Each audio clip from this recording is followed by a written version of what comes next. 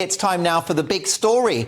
And migrants could be moved from hotels to disused ferries as part of government plans to cut costs, this according to reports.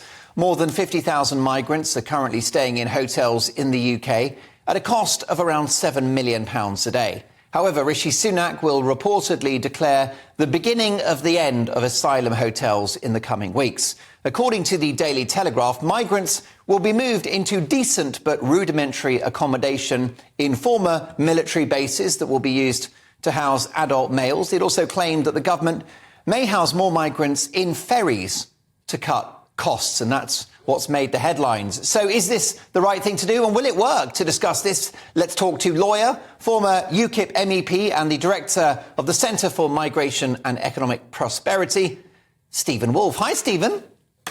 Good evening, Mark. How are you? Very well. Your reaction, please, Stephen, to the suggestion that migrants could be housed on ferries.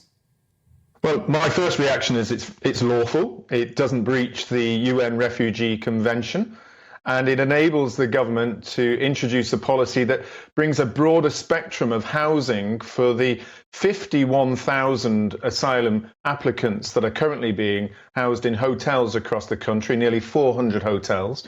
So it's a welcome opportunity to be able to reduce the costs and still keep ourselves within international law. And do you think that this policy will work? Will it be a disincentive accommodating people in ferries? Could it break the business model of those criminal gangs? I'm not so certain that it would actually break the business model, because the people are still here, and the business model is very important in order to get people to the UK, whether they're staying in hotels or on camps. The idea is to make sure they get here. The real business model breaking is if Rishi Sunak's plan for immigration, being able to take them immediately within 28 days and take them to other places like Rwanda. And on a recent call that we had with the Home Office, who were giving us a briefing on this, they have informed us that they will be looking at further deals with other countries and possibly other British protectorates. And they will be a part of a key answer to breaking that business model. Many would characterise these ferries as effective prison ships, Stephen. Do you think that accommodating migrants at sea, as it were, is unethical and cruel? I don't think it's unethical or cruel, because if you look at the UNHCR's particular responses to dealing with the 103 million people who are displaced, 32.5 million people are asylum across the globe, you'll see them in hot countries in Africa, in tented communities, where they are in very hot places but have to looked after in tents. So what is the difference between having a tented community and someone going onto a ferry? The idea is it safe? Do they have good sanitary? Is it a place that they will be able to keep warm?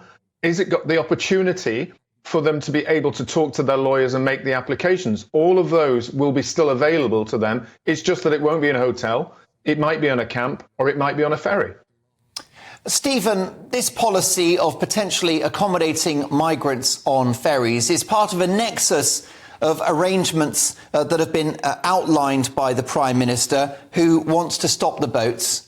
Together, will they work, these measures?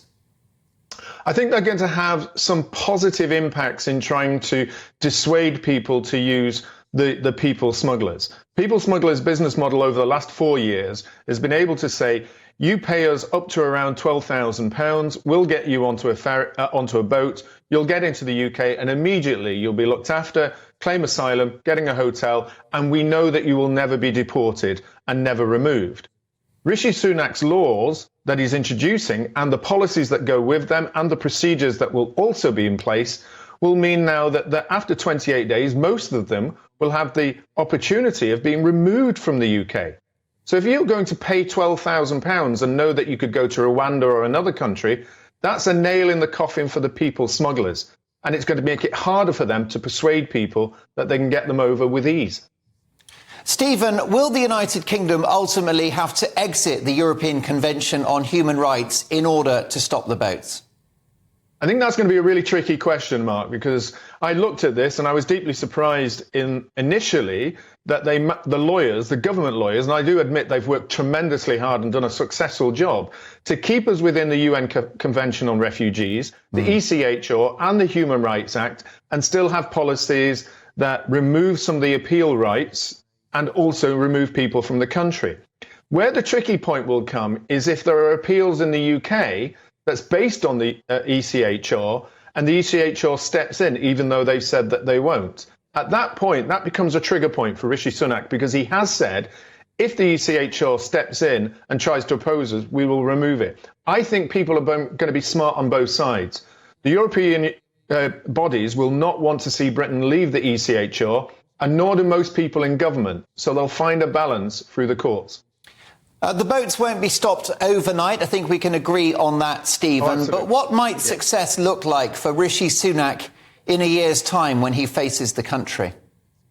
I think the estimate of 80,000 people coming over this year, which is a deep concern, and you look at the cost, Mark, that's going to be around £4 billion to the Exchequer. Success for him will be seeing less than that. I would expect at least 50%, and a big reduction in those in hotels and a big reduction in those coming across the waters. But key to that is visibly seeing people being deported. I've been asking on Twitter, Stephen, our viewers and listeners, whether they think the Home Secretary, Suella Braverman, was right to accommodate migrants on ferries. Well, the votes are in. 80% said yes, it's the right policy. 20% say no. Your reaction?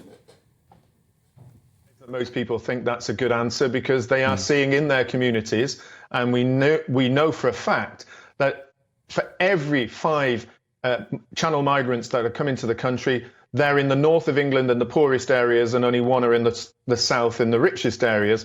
So those people are suffering the impact on schools, hospitals, and in the communities.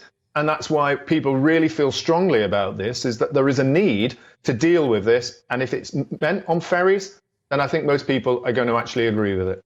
Good to see you again, Stephen. Thanks so much for coming on the show.